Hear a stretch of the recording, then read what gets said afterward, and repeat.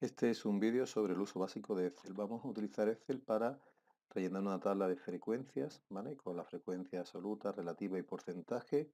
Y después veremos cómo se hace la frecuencia absoluta acumulada, la relativa acumulada y el porcentaje acumulado. Vamos a ver un poquito el uso de las funciones, de las fórmulas en Excel. Y a continuación veremos cómo pasar estos datos a una gráfica. En otro vídeo posterior veremos cómo se calculan los parámetros como la media, quizás la moda y para cursos más avanzados la desviación, varianza y coeficiente de variación. Bueno, pues empezamos viendo que lo primero que me interesa en unos datos son pues precisamente los datos. Aquí estoy estudiando, por ejemplo, el número de hermanos que tienen los alumnos de clase, por ejemplo, con 0 hermanos, con un hermano, con 2, así hasta 8.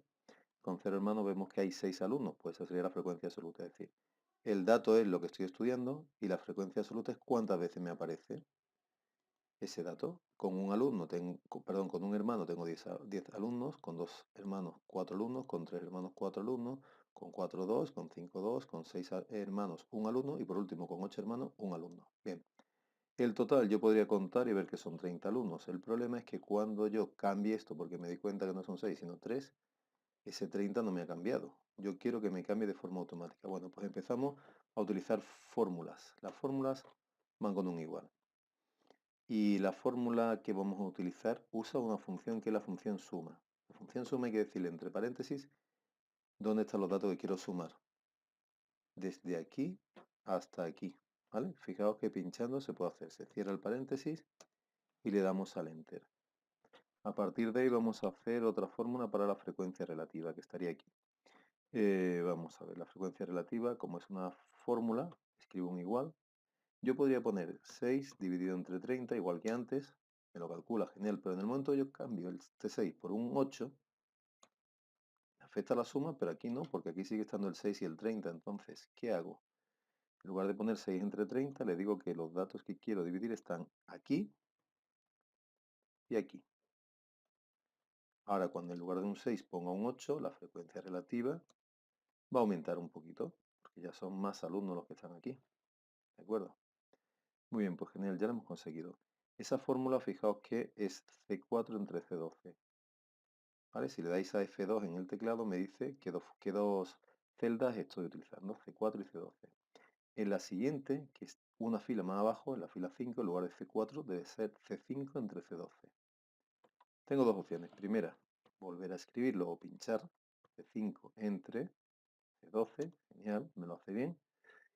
Pero la segunda opción era coger esta formulita, venirme aquí, fijaos que la cruz blanca esa gorda pasa a una más delgadita y negra cuando me pongo justo en esta esquina de abajo a la derecha de esta casilla, de esta celda.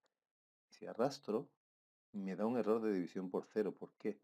Porque mientras que antes dividíamos C4 entre C12, al pasar una fila más abajo, ese C4 será C5, que está bien, pero el C12 pasará a C13, que no tiene nada, es un cero.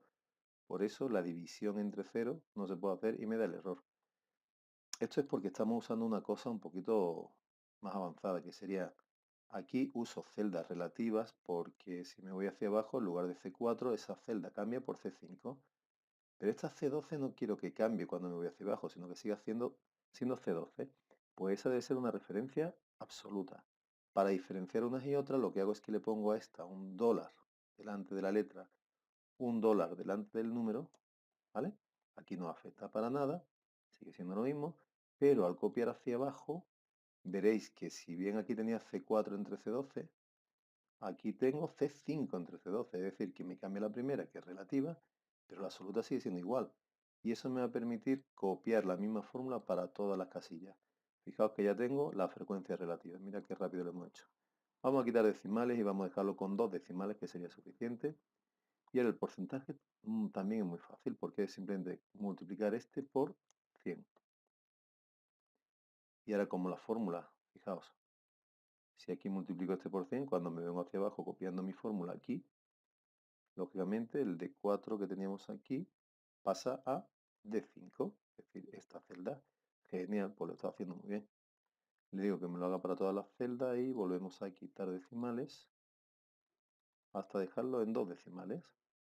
Fijaos, esta fórmula era la suma de todas estas. Si yo la arrastro, en lugar de C4 a C11 me va a sumar las de D aquí y las de aquí. Esta y esta, fijaos. Aquí me ha sumado todas las D, que suman 1, que suma la frecuencia relativa, y aquí los porcentajes, los tantos por ciento, que me deben sumar 100, o acercarse mucho, ¿vale? En cuanto a la frecuencia absoluta acumulada, relativa y porcentaje, lo que te viene a decir es cuántos alumnos, por ejemplo, si es el 0, ¿cuántos alumnos tienen 0 hermanos o menos? Pues lo que hay aquí, 6. ¿Cómo lo hago? En lugar de escribir 6, apunto aquí, ¿vale? Una referencia relativa, acordaos. Y aquí, cuántos alumnos tienen un hermano o menos? Pues los 10 de aquí más los 6 que ya teníamos, es decir, como los voy a ir sumando, acumulando en esta columna, pues los que ya llevo acumulado más los que hay en esta.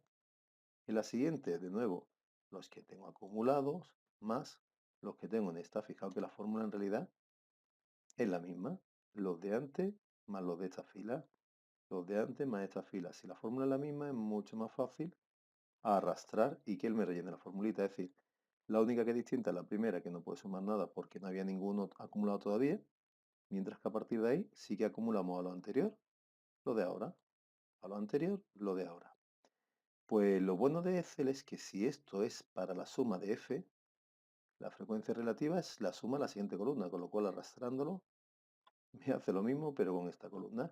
Y si lo vuelvo a arrastrar me va a hacer lo mismo pero con los porcentajes. ¿De acuerdo? Vamos a ponerlo con dos decimales solamente.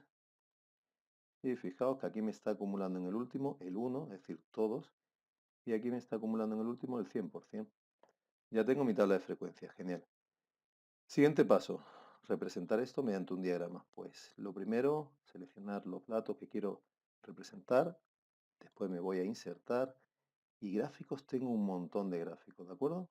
Pero yo voy a decirle, oye, gráficos recomendados. Pues me recomiendo un gráfico de líneas, un gráfico lineal. O un diagrama de barras, que está muy bien también. Otro diagrama en columnas, diagrama mixto. O si no me gusta ninguno, me voy a todo lo gráfico. Por ejemplo, oye, de columna. Pero es que lo quiero en 3 dimensiones. Bueno, pues en 3 dimensiones. Lo quiero así, lo quiero de esta forma, ¿vale? Tenéis un montón. Por ejemplo, el circular lo puedo tener en 3 dimensiones también. ¿Vale? Que hay muchos. Yo en concreto me voy a coger de los gráficos recomendados el diagrama de barras. ¿Vale? Tengo aquí un diagrama de barras con mis datos. Voy a poner un poquito más pequeño para que me quepa. Y además voy a poner un diagrama de sectores. Aquí lo tengo. ¿Vale? Lo he puesto. No, no. Vale, esto no. Es que me lo ha cambiado, ¿vale? No, voy a cogerlo de nuevo y hago aparte un diagrama de sectores. Está el gráfico recomendado, está aquí también, ¿vale? Vale, pues sería esto y así tenéis diagrama de barras y un diagrama de sectores, ¿de acuerdo? Pues yo creo que con eso, para empezar, no está nada mal. Ya tendríamos suficiente información, ¿vale? En otros vídeos haremos cosas un poquito más avanzadas.